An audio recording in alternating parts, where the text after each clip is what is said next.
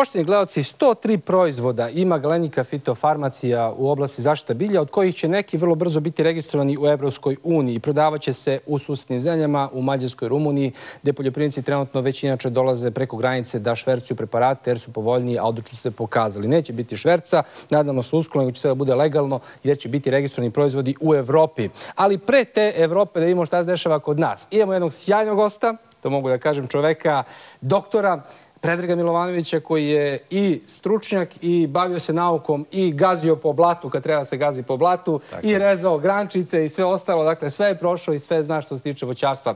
Gospodine Milovanoviću, doktore, doneli ste nam sad uzorak iz, pretpostavljam da ovo iz okoline Smedereva, iz našeg kraja koji je pored Južnog Banata i juga Srbije najpoznatiji po breskvama.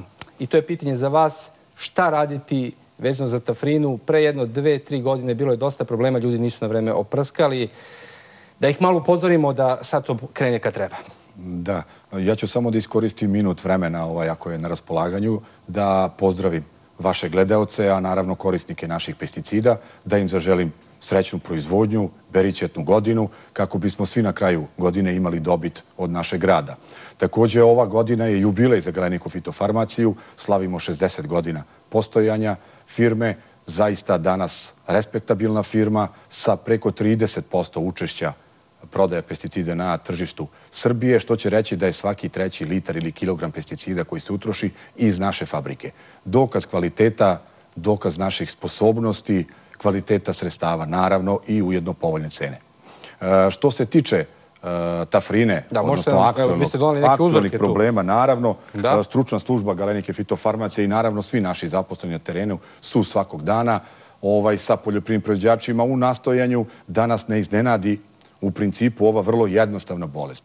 Naime, sama gljiva, uzročnik kovrđavosti lišća, breskve, tafrina deformans, ima vrlo jednostavan ciklus. U vrlo kratkom vremenskom periodu zaražava breskvu, ali i pored svega toga ona se javlja svake godine u većoj ili manjoj meri u našim zasadima. Osnovno pitanje je naravno zašto. Osnovne mere borbe protiv tafrine se sprovode još od jeseni. Naime, infekcioni potencijal se veoma efikasno suzbija korišćenjem bakarnih preparata u zimskom periodu, odnosno jesenji i rano prolećni. Šta raditi sada, doktore? Sada vidimo da je situacija također u mnogim zasadima jako različita.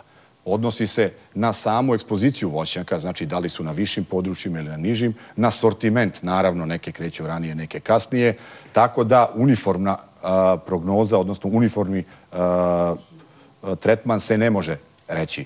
Svaki od poljoprivrednika mora da ode u svoj breskvik i da vidi kakva je situacija. Ukoliko su pupoljci još uvek zatvoreni, vreme je za korišćenje bakarnih preparata. Znači, suzbijamo prezimele organe gljive, od bakarnih preparata, kuprozin, plavo ulje, bakarni oksihlorid iz palete Galenike fitofarmacije. Ukoliko je kretala, odnosno došlo do kretanja vegetacije, vidi se to po beličastim ljuspicama koje se otvaraju, tada je za bakar već kasno i preporučujemo korišćenje ili dizirama, preparata na bazi ciram, ili dakoflo, izvanredni preparati koji će, znači, ukoliko je došlo do kretanja vegetacije, veoma efikasno zaštititi našu breskvu.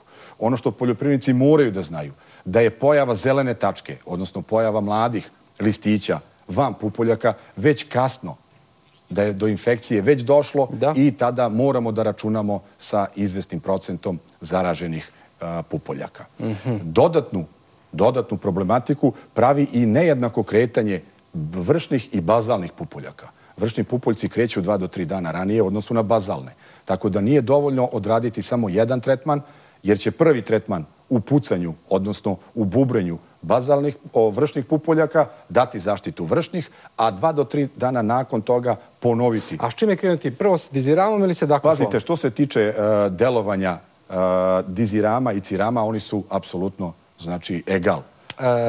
Znači sve jedne? Apsolutno. Od ova dva preparata koji god da upotrebite... Mešati ili ne mešati preparate? Ne, oni se koriste odvojeno. Efikasnost njihova je 100%. Rekli smo da se bakar koristi samo u periodu mirovanja, znači dok pupoljci još nisu krenuli. Samo za pitanje za kraj, do kad procenjujete da će moći bakar da se koristi ove godine? Pa pazite, bakar da ne prognoziramo baš predaleko, ali na nekih 5 do 7 dana bi bilo... Znači već on je tamo, nedelje je kasno. Već je kasno, ali zato kažem, diziram i dakoflo će dolaze biti posle. apsolutno. Mi se zahvaljujemo doktoru Milovanoviću na uvek korisnim informacijama od vas sa terena, iz realnog života, a opet ipak naravno... Hvala najlepše i ovo je jedna od serija u kojoj ćemo mi gostovati i obaveštavati. Hvala vama, doktore. Mi sad nastavljamo da govorimo malo o ratarskim temama, o kukuruzu, pa se vrlo brzo vraćamo na zaštitu bilja. Dobri savjeti. Poslednjih godina proizvodnja kukuruza u Srbiji značajno